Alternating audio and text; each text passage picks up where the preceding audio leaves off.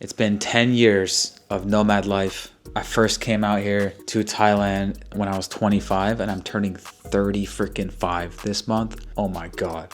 And so I thought I would do 5 things I wish I knew at 25. And something I would say to you if you want the nomad lifestyle, laptop lifestyle, expat lifestyle, like whatever. If I was talking to another version of myself at 25, I would say these 5 things that come to mind. Number 1, it's very clear that life is all about the people. People ask me, what do you think about this city, this country, what's your favorite? I'm just like, well, life is about the people.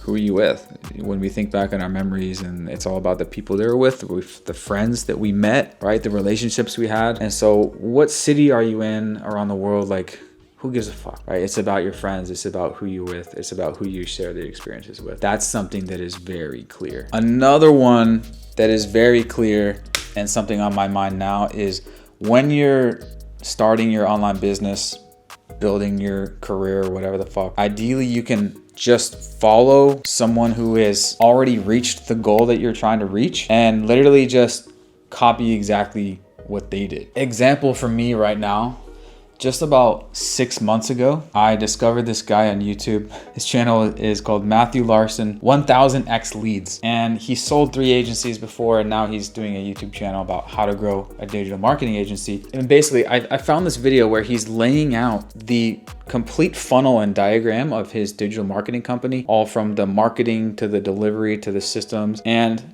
I'm like, God damn, I've been kind of trying to piece together the puzzle, try this, try that for like 6 years. And then I find this guy's channel. I'm like, why don't I just look for another agency coach before and just follow their exact blueprint for everything? And so in my mind right now, I'm like, God damn, this could have been a lot easier, a lot sooner. And this can apply to any business. Instead of just like trying to figure out, there's definitely someone who has done exactly what you're trying to do. They've already done it. And maybe they're on YouTube teaching the exact same thing. Maybe they already exited their company, or maybe they're already a successful blah, blah, blah, and they're teaching it on YouTube. Like, someone has already done it. There's never a need to figure it out and try this. Of course, there's going to be trying it, but you don't have to go blind. Someone has already done it. That's my point. That's very clear. All right, number 3 is, it's very clear to me that your parents and your relatives and your friends,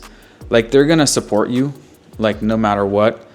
If you decide to go down the live in another country route, living in Mexico, go down the digital nomad lifestyle, they're gonna support you. Your grandma is still gonna love you. That's very clear. So if you're worrying about that, like, don't worry about that shit. To go along with that, it's very clear to me that we nomads, we are just a little bit ahead of our time. And this became even more clear during COVID. Look what happened just in the last 4 years since COVID. Working remote is like 10 times more normal than it was before. It's very, very normal. By the way, on that note, did you see Thailand released the digital nomad visa, AKA it's called Destination Thailand Visa? It's amazing.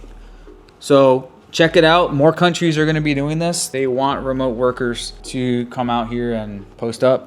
Workcation. Number 4, something that is very clear to me, it's all about social media and the personal brand. We live in a social media economy. If you want to be successful nowadays, you pretty much need to be on social media, especially if you're doing an online business. Even if you're not doing an online business, if you're a fucking real estate person, if you're a plumber, if you're a solar panel installer, you gotta know digital marketing. You gotta know social media. We live in a social media economy.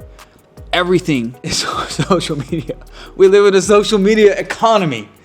And it's gonna continue to go that way. It's gonna continue to be, we live in a digital economy. And so what I'm saying is, if I were to talk to my 25-year-old self, I started doing YouTube right when I got to Thailand, just because I fucking love filming and doing travel videos.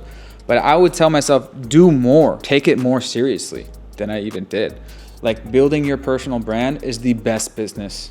Like, having yourself as the company, having building up fans and followers, that's the dream business. It's been clear for years, but this is just something that is very clear to me. If you want to be successful, if you want to be rich, if you want to build a company, I don't care what company, you should be out there on YouTube. You should be out there on Instagram. You should be out there on TikTok. It's basically a fucking requirement. And so speaking on camera, learning about videos, learning digital marketing, you gotta know this shit. So for number 5, I would say build to sell. And there's actually a book that's called Built to Sell. And so when you're starting your business, I don't care if you're starting as a freelancer and that gonna turn that into an agency, for example. That's me, and that's what a lot of remote people do. Service-based business. I don't care if it's service-based or if it's physical product-based or if it's SaaS-based. Think about the roadmap to exit or to sell the company. Think about that from the very beginning. How do I build this up where I can make a multi-million-dollar exit at the end of it? On your entrepreneurial journey, it's all about getting to that first exit, to that first big payday, that first million. This is a mindset that I didn't really have or know probably for the first 5-6 years of my nomad career. And now this is very clear to me that it's the way to go, because you want to get to your first, making your first $100,000 in your bank, for example, is the hardest by far. Making your first $1 million is the hardest by far. So when you're thinking about what business to build, what should I do? Think about, is it something that I can eventually sell? You can sell a digital marketing agency, you can sell an education/course business. Of course, you can sell an e-commerce store, but have that in mind from the get-go, built to sell. And those are 5 quick little things that come to mind. Nuggets of wisdom that I would say to a 25-year-old who recently graduated college.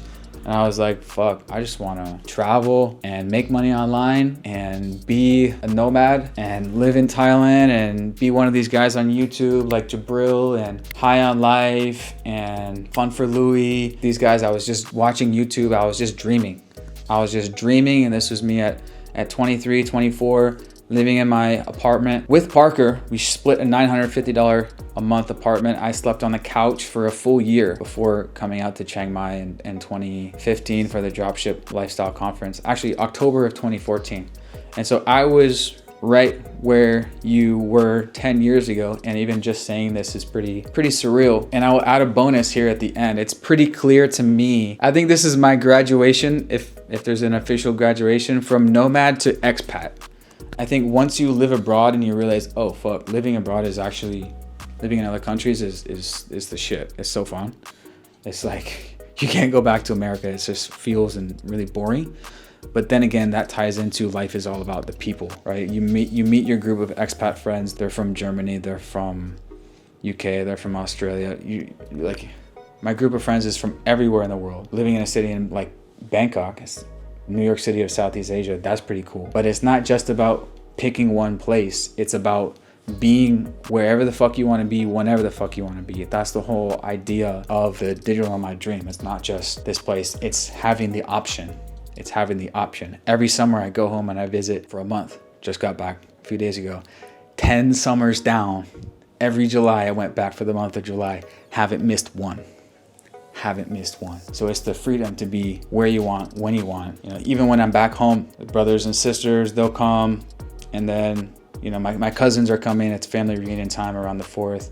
I'm staying up at the cabin for the whole month. Most people have to, go back for work. Having a fully remote career is the best. I think for the rest of my life, I'm going to be living in different places around the world. I think if you ask any long-term nomad, they'll say similar things. It doesn't mean we're not gonna have, a place in your home country, a place back in the States, maybe have a house there, maybe have that as one of your places. But I think once you experience the nomad life, you're like, wow, it's hard to imagine just like picking one place and staying there forever, especially back home in the US. I think it's a global mindset. Once you've traveled the world a couple times, you go, oh shit, the world's a big fucking place and it's a cool fucking place. Maybe have different kind of home bases around the world. I think that's kind of the dream for a lot of nomads. But going back to regular life. People ask me that all the time. Will you ever go back home? Will you ever?